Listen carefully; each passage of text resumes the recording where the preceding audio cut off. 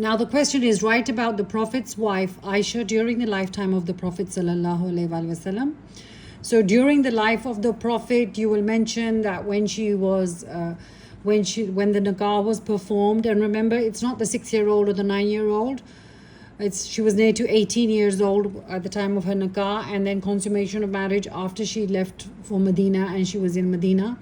And then you can mention different events that occurred with when she was with the Prophet ﷺ, like the waqia of Ifk. In other words, when she was blamed by the munafiqeen, you can mention that.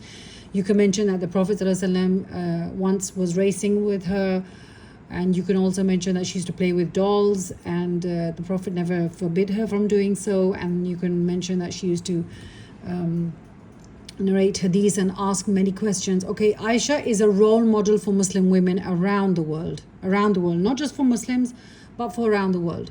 Say whether you agree. For Muslim women around the world, say whether you agree or disagree with this statement, giving reasons for your answer. Because why do you think they have to agree or disagree? Because some people do disagree. Because Ahl Sunnat wal Jamaat, they don't disagree, but the Shia, they will disagree with her being a role model because they have some observations about her. Let's go to our answer. Okay, so Ahl Sunnat wal Jamaat, if they're answering the question, they would say that yes, she's a role model for people. She's a role model for people because she taught hadith. In fact, during the life of the Prophet sallallahu alaihi wasallam, women used to come to her, people used to come to her, ask about the Prophet's habits and what does he eat and how does he sleep, and any issues about women. Women used to ask Aisha, and then she used to ask the Prophet, then the Prophet used to answer to Aisha, and she used to relay it back. So, and even after the passing of the Prophet sallallahu alaihi wasallam, she was the one who taught hadith. She adopted a nephew which became her student. Abdullah bin Zubair was her student, who was also her nephew. Zubair bin Awam was her brother-in-law. So she adopted this Abdullah bin Zubair, she adopted her nephew, and that nephew used to stay with her continuously, and she taught her hadith, and he was the one who compiled all of the hadith of Hazrat Aisha. Another thing is that she spoke her mind. Whenever she used to think about something, or she used to have she was not a blind follower. If you can see, the fourth pointer is that she was not a blind follower. Whenever she used to think or she wanted to object to something, even in front of the Prophet sallallahu alaihi wasallam, she used to speak her mind. She used to, say that, okay, what about if this happens? She used to bring up questions, and so that's a role for women. That okay. First of all, you don't just have to sit at the home. You can teach the Quran and Sunnah, and you can, even without even leaving your home, you can teach and have many students.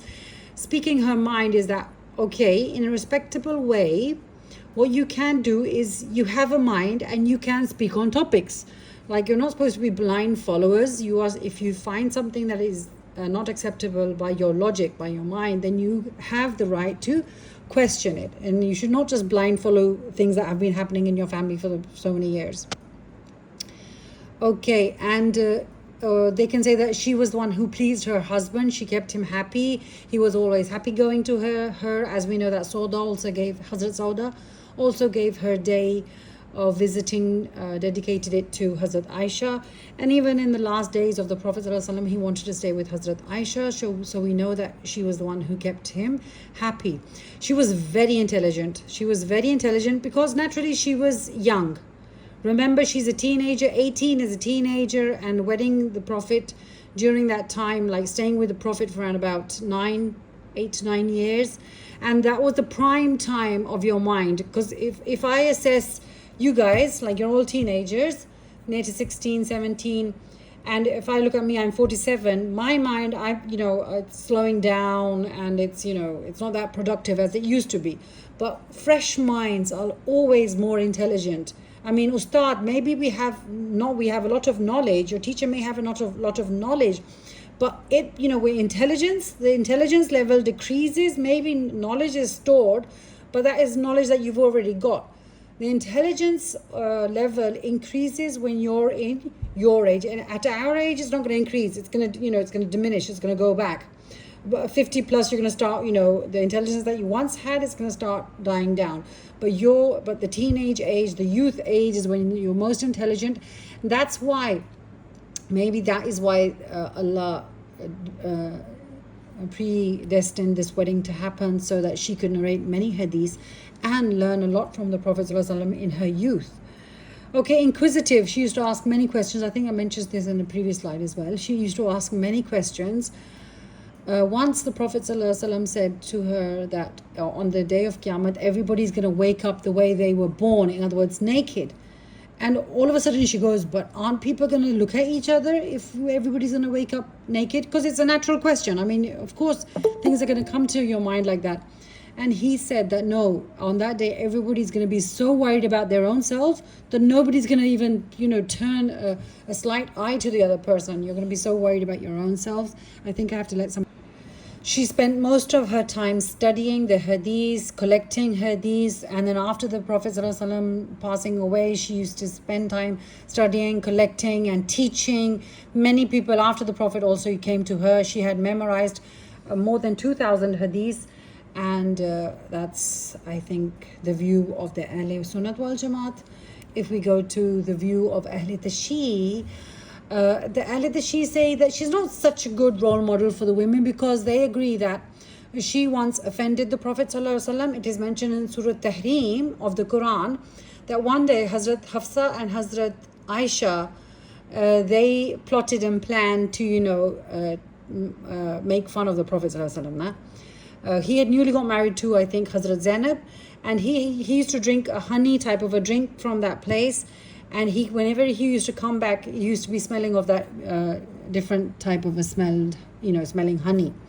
And they mocked him, they joked about him, about that, where has he been and what has he consumed, the honey drink.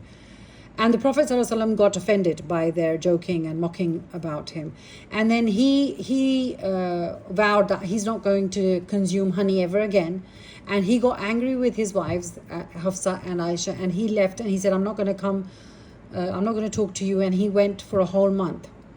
And he said he would not talk to them. So they suggest that Aisha was one of the wives that offended the Prophet ﷺ. So that's why they say that she's not such a good example. Okay, and then they also say that she kept grudges also. Their claim is that she kept grudges with Hazrat Ali, and that is the reason for the Battle of Jamal. Why do they claim that she kept a grudge? Is that when the Prophet ﷺ, at the time of, I think it was the incident of Ifk, you can go and read through the Waqe Ifk, the incident of Ifk, and when Hazrat Aisha was maligned, that the Prophet used to go around and ask people that, what do you know about Aisha? And they used to say that we've never seen anything wrong with her. And when they asked Hazrat Ali that shall I leave her, and I think Hazrat Ali said that you can do what you wish. He didn't say yes and he didn't say no. He said do it as you wish.